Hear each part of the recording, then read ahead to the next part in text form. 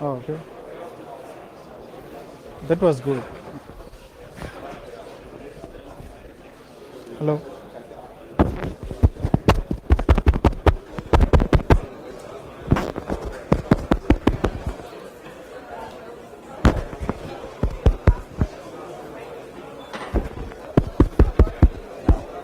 Hello. Hello. Hello. Hello.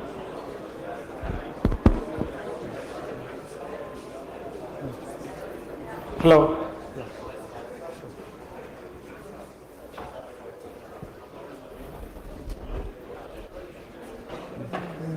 Wait. 60 minutes, 60 seconds earlier. Now you can start. Wait.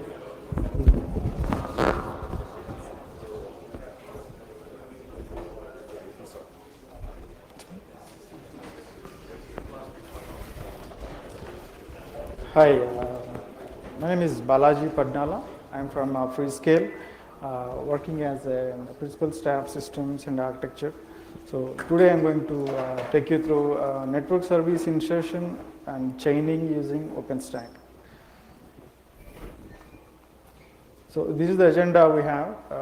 First I'll take you through the overview, and then network function virtualization and SDN. And we'll go through the cloud resource discovery and OpenFlow controller. And we have a couple of components in OpenFlow controller, CRM consumer, a flow manager. And then we'll see network service insertion and chaining, and the future work summary, and then we have questions. So let's see the overview. The need of network services in the cloud environment. Like we have the scalability, elasticity, and service velocity, and enabling a wide variety of ecosystems.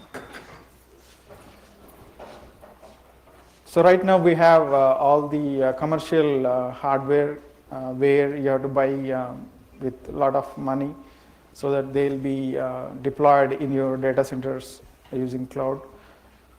And when you want to install a new service, the time required to get the new service into the deployment takes more than switching the hardware and then making it suitable for the cloud deployment.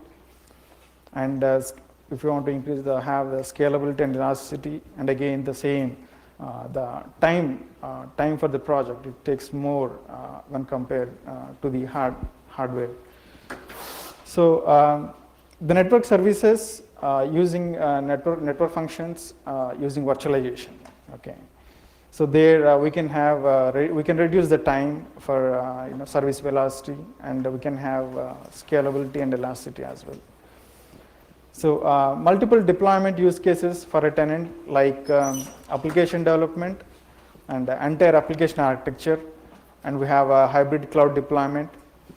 So based on the tenant requirements, we can deploy these network services. For example, we have a 3-tier web services tier and application tier and database tier, and we have different network services required to handle the traffic coming onto the web tier, and then the traffic generating from web tier to the application tier, and again from application tier to the database tier, the entire application architecture. And also we have the hybrid cloud deployment where we have multiple R&D applications running in the cloud, and we have the web servers running for general purpose use for the customers, like that. So the need of network services for these different tiers are different as such.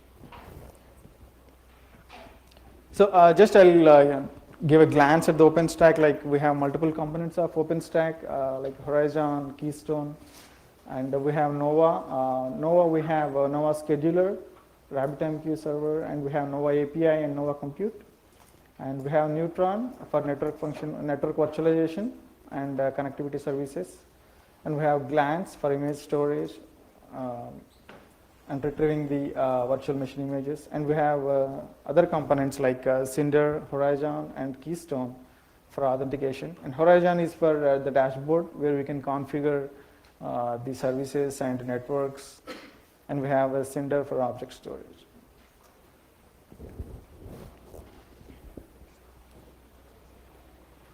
So what is the network function virtualization? Like, how do we virtualize the network function? So running any network function within a virtual machine, for example, let us take an open source softwares like HA proxy. It's a server load balancer, which we can run it inside the virtual machine. And we can run, for IP tables firewall. We can use it as a virtual firewall, network function virtualization firewall. Similarly, we can use any VPN applications as such, like IPsec, etc. So basically, it reduces the expenditure and operational expenditure. That is the primary advantage. And we can replace the custom hardware replacement. Like, we don't need any specific branded networking gear. Where we can use the existing virtualized environment, virtual server environment, to deploy these network services into the tenant networks. And we have SDN networks and non-SDN networks. Like, network function virtualization doesn't need as such SDN networks, like software-defined networks. It can work on the non-SDN networks as well. And NFV appliances deployment is very much complementary to SDN networks, because the SDN networks give the flexibility of network abstraction, where we can use this network abstraction to deploy these NFVs, and they are very well together, complement each other, these two technologies. So the network and application deployment without the need for upgrades of network devices. Like, we don't need to upgrade, if you want to increase the capacity, like, you don't need to upgrade a new device as such, but you just need to change the image itself. That's enough. So we have tremendous advantages on having the NFV, and the coming up, the SDN networks are complementing these NFV deployments, where we can save a lot of money, and we can definitely showcase better performance. So the NFV challenges we have is the performance, first of all.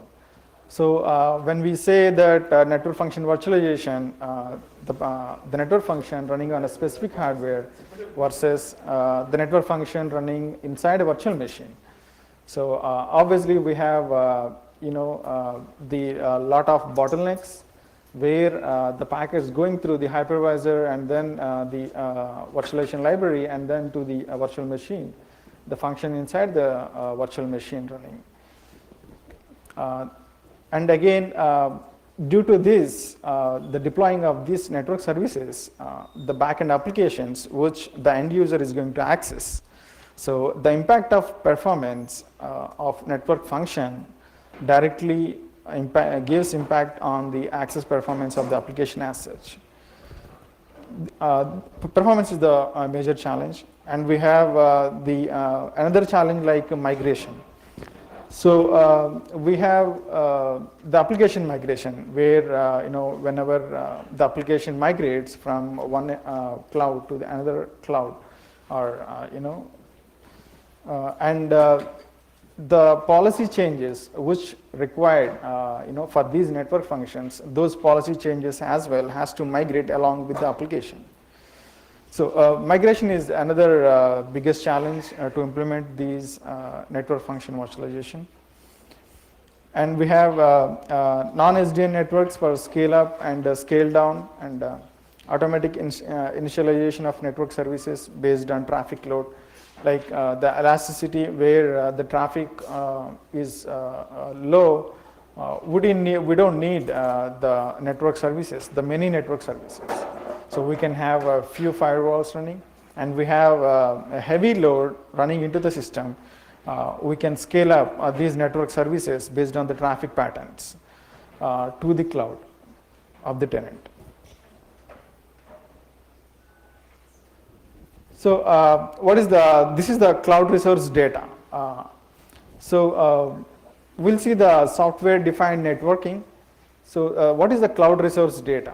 The cloud resource data is the events generated when we launch a virtual, when we spin a virtual machine, or when we create a network, and any other, like when you add a network, when you create a port, when you delete a port. So these are the different events, and the data generated along with these events are very useful. Like we have the open flow protocol for SDN, software defined networking. Like we can define the networking, like how do we want to do with the data. When we create a network, okay, we will store that network data into a database, and we can take the appropriate action based on that data. The intelligence built surround the data is very much important. So for defining the networking. So the real meaning of the software defined networking, like we have to define the networking, like we have to program the network. And how do we program the network? We need the data which is required, and we want to use the data in a specific manner, based on our requirement, based on the tenant requirements. For example, scaling up the network services, scaling down the network services, similar to that. And we have the compute events and data. For example, like whenever we create a virtual machine, the data will be generated. Like what is the compute host on which the VM is getting created, and what are the host node details, what is the capacity of the host node, and what is the storage of the, what is the RAM, what is the CPUs, and all the host node details. And whenever a new host is added into the network, into the data center, and that details as well required to store in the cloud resource data. And we have network events and data, for example, like creating a network, creating a subnet, and creating a port, and creating the VXLAN ports on OES in a compute node. So these are the different data events and data which we are going to collect together and build an intelligence, and we will define the networking for launching these network services and chain. So this is the high-level picture of cloud resource data. We have the cloud resource Nova and Neutron. Nova is for the spinning up the VMs, and we have Neutron for networking, and we have the cloud resource data, which is required where we are going to capture all the events generated by these two components. And we're going to store that data into the cloud resource derivation service database. And then we have, if you see in the picture, we have the open flow controller, and we have the open flow controller, and we have the another component called CRD consumer, which is required for capturing this data generated from the OpenStack controller to the open flow controller. And we have the different compute nodes connected to the OpenStack controller using Open vSwitch. So all this data communication, the communication between the cloud resource data and open flow controller is through the message queues. We have the RPC JSON messages, and we have different notification fan-out exchanges where we will create the queues to capture this data from the cloud resource data to the open flow controller. So we have the network service infrastructure where we can create the chains, network service chains, and we can launch the network service chains integrated into the cloud resource data as a plugin. And we have two different features like layer 2 chains and layer 3 chains. And we have the CRD consumer, where we will consume the data generated by this Nova Neutron through the cloud resource derivation service to the CRD consumer. So the cloud resource data relay, like the data which is captured from these events, these are relayed to the cloud resource data consumer, where through the notification FANOUT exchange, the OpenFlow queue for tapped NOVA and Neutron messages, and FANOUT queue for each OF controller. Like we can have multiple OpenFlow controllers also deployed in your network. So there is a common queue for the management messages from OpenFlow controller to the cloud resource discovery. And we have the cloud resource data consumer, where there is a direct interface between this cloud resource data consumer to the OpenFlow controller, so that the data collected from CRD cloud resource data of OpenStack controller will be passed on to the OpenFlow controller. The CRD consumer will receive JSON messages from CRD service. All the events are through the JSON messages, where that JSON message can be converted into the messages which are required for the OpenFlow controller. Like we can have OpenFlow controller like Open Daylight or any third party or any commercial vendor as such. Just we have to write the corresponding driver where these JSON messages are converted into the messages which can understand by the OpenFlow controller. And the CRM consumer configures this OpenFlow controller database. It configures all the data received, generated from the OpenStack controller using the integration API.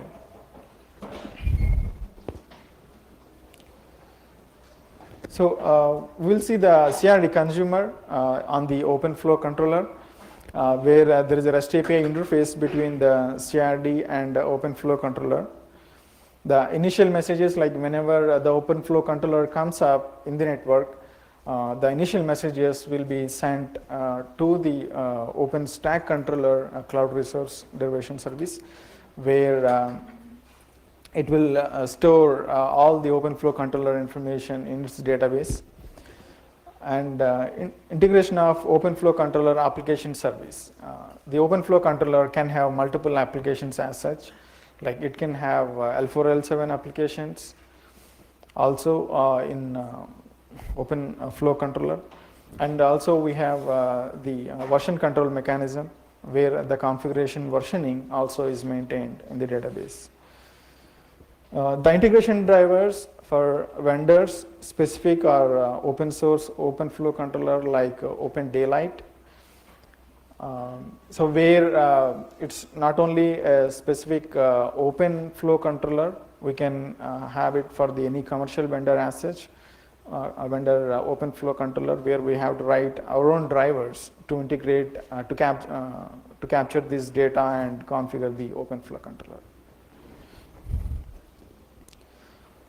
So this is another component like Flow Manager. Flow Manager application, OpenFlow controller application service, where this OpenFlow controller application service is a REST API interface to capture the data and configure the OpenFlow controller. The configuration of cloud resources, like whatever data captured during, from NOVA Neutron through the cloud resource data, can be configured into the OpenFlow controller. And we have another database running in the OpenFlow controller where we store all this data, and we have versioning support. The Flow Manager, like the configuration of these events from OpenStack controller and putting it in the database of OpenFlow controller. The events generated from those configuration of database in the OpenFlow controller will be given to the Flow Manager, where the Flow Manager will build the intelligence, like creating the flows on the OES switch on the compute nodes. So based on this, the virtual machine data, VM data from NOVA, and networks and ports data from Neutron will be stored in the OpenFlow controller, and OpenFlow controller, the Flow Manager in the OpenFlow controller will capture that data and create the flows required and configures the Open vSwitch on the compute nodes.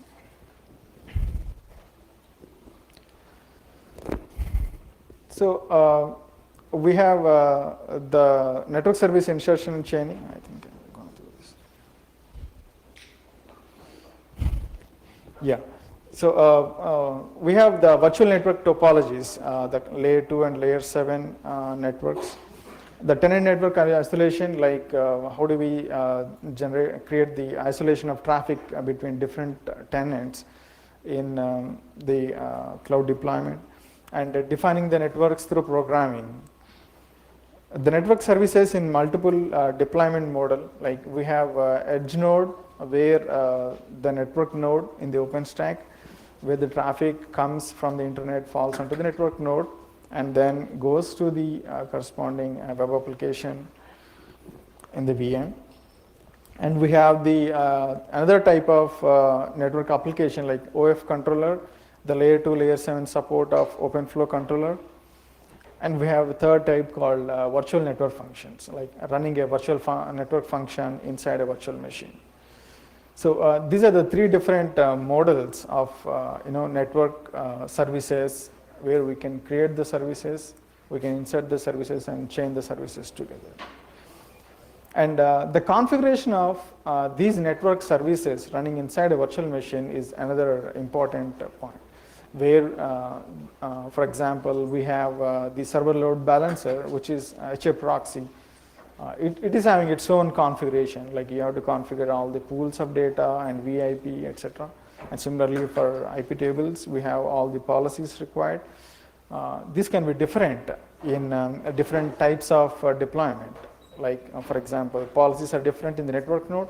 Policies are different for OF controller network applications deployed using OpenFlow controller networks, or the virtual network functions based on the tenant networks. So how do we relay the configuration from OpenStack controller to these virtual functions running inside a virtual machine? So for edge network node, we have the JSON interface, the just REST API interface, where we can relay this configuration data from OpenStack controller to the edge network node. And we have a resource manager for OpenFlow controller network applications, where we capture all the data from the configuration data of network functions to the OpenFlow controller network applications. And for virtual network functions, we have the relay agent. The relay agent is just another daemon which is running on the compute node where the network functions are running.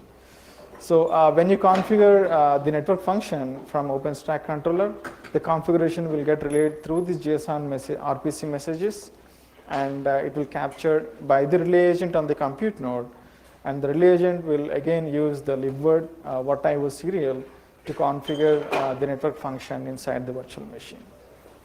So these are the three different types of network services which we are required, and the configuration used for these network services. So this is the high-level picture for network services. So we have the OpenStack controller, we have OpenFlow controller, and OpenFlow controller we have the cloud resource discovery consumer, and OpenFlow controller application service. And we have a firewall, web application firewall, and a server load balancer. We have the DB where we configure all the data captured from this Neutron Nova through the cloud resource discovery. And the events from the database will be captured by the flow manager. And flow manager using OpenFlow protocol is going to configure the Open vSwitch of compute nodes. And we have the network services like firewall, web application firewall, and server load balancer. They're running on the compute. They are on virtual machines inside the virtual machine running on a compute node. And we have web servers running on another compute node. So the corresponding flows which are required based on the events generated will be captured, and the flows will be pushed from the flow manager to the Open vSwitch of compute nodes, where the network function and network services are running, and as well on the plain applications like web applications or applications, web servers or applications or database type, the three type. So this is how the events generated by the Nova and Neutron will be captured and stored in a database of OpenFlow controller, and the intelligence built with this data from the database by the flow manager and pushes the flows required from to the Open vSwitch on the compute nodes. So the flows will be configured from the flow manager whenever there is a missed packet generated by the Open vSwitch connected to the OpenFlow controller.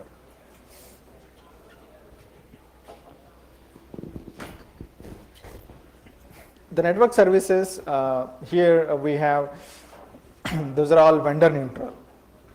Like we have network services can be from different vendors together, like or any open source applications as well. Like we don't need to use a specific vendor for network services, and the accelerators for virtual functions. So we need accelerators for these virtual functions to compare the performance of these virtual functions from the physical devices. So we have the network service chaining infrastructure where we can configure the network functions and we can create the chains, and we have dynamic networks creation for chaining, and we have the configuration,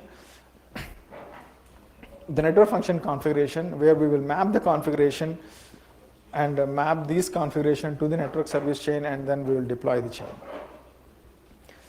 And during this network service launch, chain launch, we have different issues, like we have the same host, or the network functions inside a chain are two functions in one compute node and another function in the another compute node.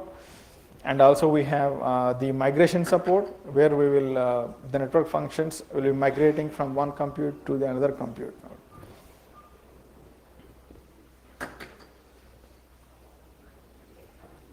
Yeah, the future work which we are planning to have is the layer 3 network service insertion and chaining support, and then network service statistics and elasticity. So excuse me. The statistics of network functions.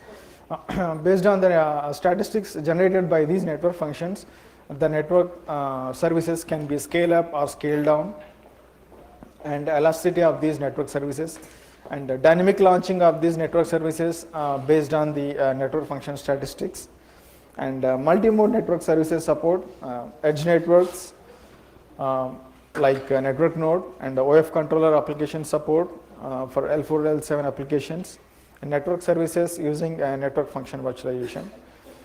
And also to improve the performance of network functions, the PCI pass-through support for network service VMs.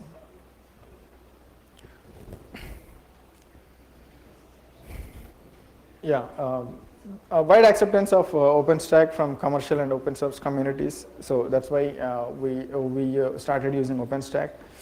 And there is a need for cloud resource data, like to capture these events and use it for SDN kind of networks to deploy the network services, chaining and launching, and bringing in the OpenFlow controller into the OpenStack deployments is very much needed for so that the software-defined networking will be of better use. And the network services insertion and chaining framework, where we can create the network chains and insert the network services and configure these network services, and versioning of this network services configuration as such. And multi-deployment modes, like deploying these network services in a network node or deploying these network services inside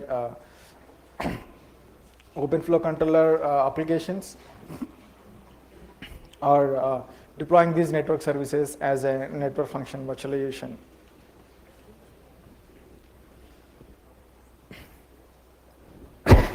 So, yeah, these are the guys behind this work. Like we have Srini Adepalli from, he's a fellow and chief software architect, and we have the manager, which is Sarath Babu, and we have the team, Trinad, Veera, Srikant, Sairam, and Ram Prasad, together to make this happen.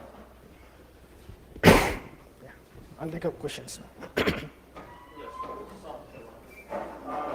When you change the configuration of the network, what sort of propagation latency is there? So how quick does the configuration actually apply? And if there are any race conditions or transient states that might cause security losses or something? We have the configuration relay mechanism where we have the relay agent which is running on a compute node. Excuse me. So the configuration done from OpenStack dashboard is relayed through the JSON messages to the compute nodes, and the relay agent is going to capture these messages and configure the network function. So it's a pretty good, like we don't have any. How many milliseconds? We didn't count as such. We didn't see. But it's, we didn't see a big delay. I think it's a few milliseconds. And are the transient states possible? Can it be inconsistent intermediate state? Yeah, if that is the case, then it is true for all the components in the OpenStack as well, right? We have Nova and Neutron. Nova, which will will launch the images, and Neutron, which will create the networks. They are coexisting together, and we don't see anything. Are you running this architecture in a production environment? And if you do, have you had any problems with the overlay networks where they share the same physical infrastructure and they compete with each other for resources? Have you had any challenges with this? We are in the proof of concept mode right now. Yeah, so we are not into the deployment. Just we made a couple of network functions as a chain, and we deployed in our test networks.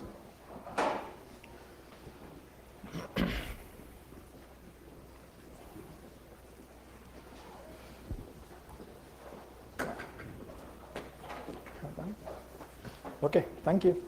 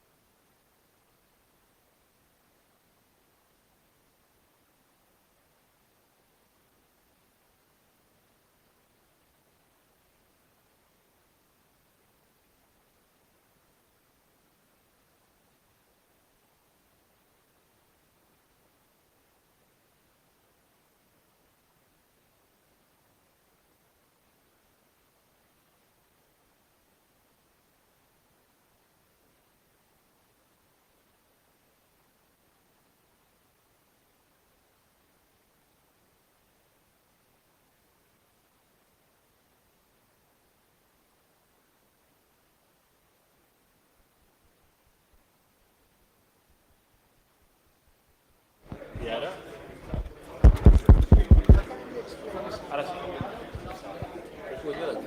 A veure, espera, que provaré una de les altres entrades.